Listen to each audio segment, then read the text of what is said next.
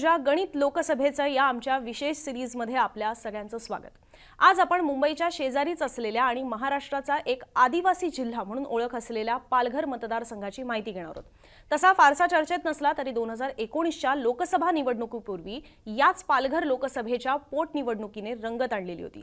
युतीत असून सुद्धा पोटनिवडणुकीत फारकत घेतलेल्या शिवसेना भाजपचं 2019च्या सार्वत्रिक लोकसभा निवडणुकीत कसं जुळलं, पालघर लोकसभा निवडणुकीचा काय आहे इतिहास, काय आहे तिथली समीकरणं, पक्षीय बलाबल कसं आहे, कुणाचा इथे दबदबा आहे, यात सगळ्या गोष्टी लोकसभा निवडणुकीच्या पार्श्वभूमीवर समजून घेऊया।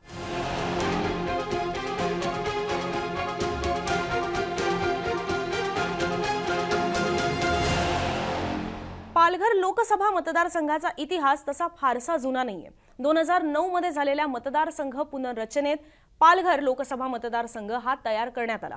आत्ताचा पालघर लोकसभा मतदारसंघ हा आधी काही डहाणूचा भाग होता आणि काही भाग हा उत्तर मुंबई लोकसभा मतदारसंघाचा भाग होता। 2009च्या पुनर्रचनेत डहाणू मतदारसंघ हा रद्द करण्यात आला आणि पालघर हा नव्याने एक मतदारसंघ तयार करण्यात आला।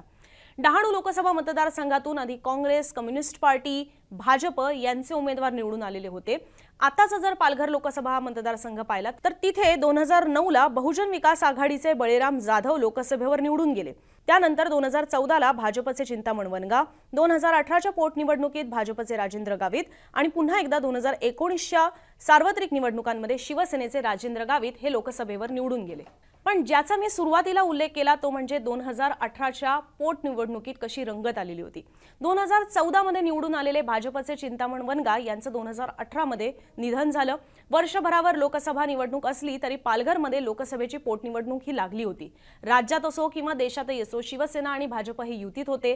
मात्र 2018च्या पोटनिवडणुकीत ही युती तुटली कारण चिंतामण वनगा यांचे चिरंजीव श्रीनिवास वनगा यांना तिकीट द्यायचं असं शिवसेनेचं म्हणणं होतं, तर पोटनिवडणुकीत भाजपने काँग्रेसमधून आयात केलेल्या राजेंद्र गावित यांना तिकीट द्यायचं ठरवलं होतं। एकमत न झाल्याने दोघांनीही उमेदवार उतरवले, पण सेनेच्या तिकिटावर लढलेल्या श्रीनिवास वनगा यांचा मात्र पराभव झाला आणि भाजपच्या तिकिटावर लढलेले राजेंद्र गावित मात्र विजयी झाले। चिंतामण वनगा हे काही फक्त 2014लाच निवडून गेलेले नव्हते लोकसभेवर, तर त्याआधी सुद्धा जेव्हा डहाणू लोकसभा मतदारसंघ होता त्यावेळेला 1996, 1999ला सुद्धा ते लोकसभेवर निवडून गेलेले होते। इतक्या वेळेला निवडून गेलेले असताना सुद्धा आणि निधनामुळे एक सहानुभूती फॅक्टर असताना सुद्धा श्रीनिवास वनगा यांचा मात्र पोटनिवडणुकीत पराभव झाला, जे शिवसेनेच्या तिकिटावर लढलेले होते।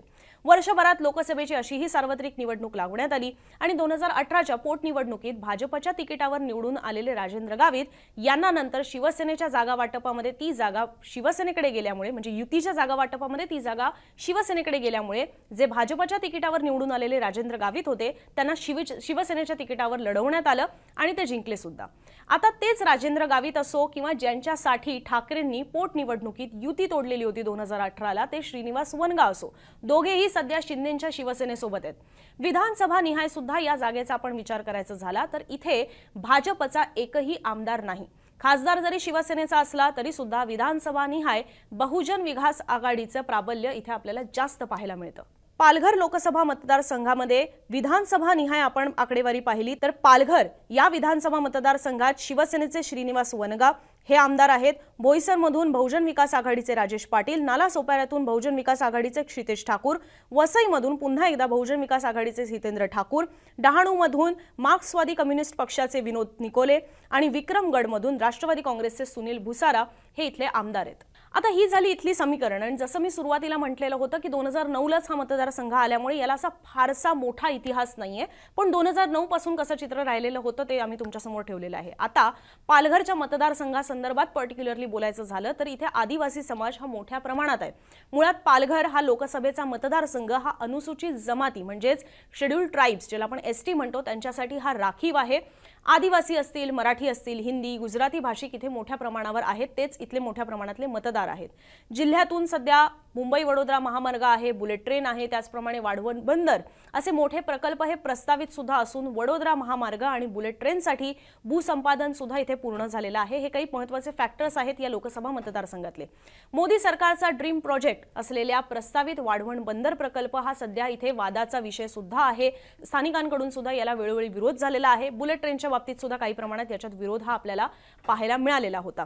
तर हे काही इथले महत्त्वाचे स्थानिक मुद्दे आहेत, अर्थात आदिवासी फॅक्टर असेल, त्यांना मिळणाऱ्या सोयी सुविधा असतील, हे सगळे सुद्धा, मग आरोग्य विषय असेल, शिक्षण विषय असेल, कुपोषण असेल, बेरोजगारी असेल, हे सुद्धा काही इथले महत्त्वाचे विषय आहेत जे निवडणुकांमध्ये महत्त्वाचा फॅक्टर हे अर्थातच ठरतात। पण आताची जर आपण 2024 ची परिस्थिती पाहिली तर पुन्हा एकदा जसं मी मगाशी म्हटलेलं होतं की इथून येणारे शिवसेनेचे खासदार राजेंद्र गावित हे आता शिंदेंच्या शिवसेनेसोबत गेलेले आहेत। त्यामुळे महायुतीत सुद्धा आता पाहायला हवं की ही जागा शिवसेना आपल्याकडे कायम ठेवते की 2018 मध्ये भाजपचाच तिकडे खासदार निवडून आल्यामुळे भाजप इथे पुन्हा एकदा दावा करते का हे पाहायला हवं। कारण की या पालघर लोकसभा मतदारसंघामध्ये पक्ष बांधणीचं काम जे आहे ते आणखी मोठ्या प्रमाणावर भाजपकडून सुरू आहे। बोललं असं जातच आहे की इथे पालघर या लोकसभा मतदारसंघावर सुद्धा भाजप पुन्हा एकदा दावा करेल। त्यामुळे विद्यमान खासदार राजेंद्र गावित हे जरी शिवसेनेचे असले म्हणून त्याच्यावर एकनाथ शिंदे आपला दावा ठोकायला यशस्वी ठरतात का की भाजपचे इथे आधी खासदार राहिल्यामुळे भाजप या जागेवर पुन्हा एकदा दावा करू शकते, हे सांगून की जरी राजेंद्र गावित हे तुमचे खासदार असले तरी सुद्धा 2018 मध्ये ते भाजपच्या तिकिटावर निवडून आलेले होते आणि केवळ 19 ला जागा वाटपात ती सीट शिवसेनेकडे गेल्यामुळे ते तिकडे आम्ही पाठवलेले होते असं सुद्धा सांगून भाजप तिकडे कदाचित पुन्हा एकदा दावा करू शकते।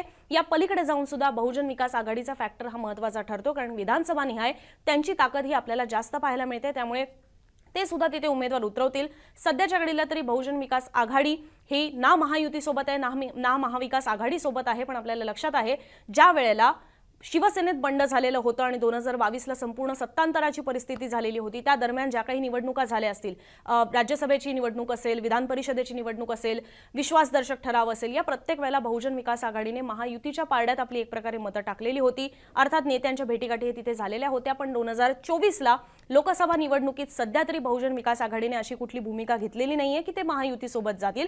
त्यामुळे कदाचित तिथे सुद्धा त्यांचा हा स्वतंत्र उमेदवार असणार आहे। त्यामुळे तिथे सुद्धा तिहेरी लढत होईल, महाविकास आघाडी, महायुती आणि सोबतच बहुजन विकास आघाडी।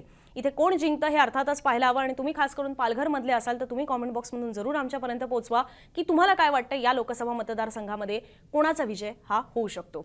लोकसभेचं गणित या आमच्या विशेष कार्यक्रमामध्ये महाराष्ट्रातल्या 48 लोकसभा मतदारसंघांचा इतिहास आम्ही तुमच्यासमोर असाच मांडणार आहोत। त्यामुळे मुंबई तकच्या YouTube चॅनलवर जाऊन प्लेलिस्टमध्ये तुम्हाला ही लोकसभेचं गणित ही प्लेलिस्ट पाहता येणार आहे जिथे तुम्हाला या 48 मतदारसंघांचा इतिहास समजून घेता येईल। असेच माहितीपूर्ण व्हिडिओ पाहण्यासाठी बघत रहा मुंबई तक।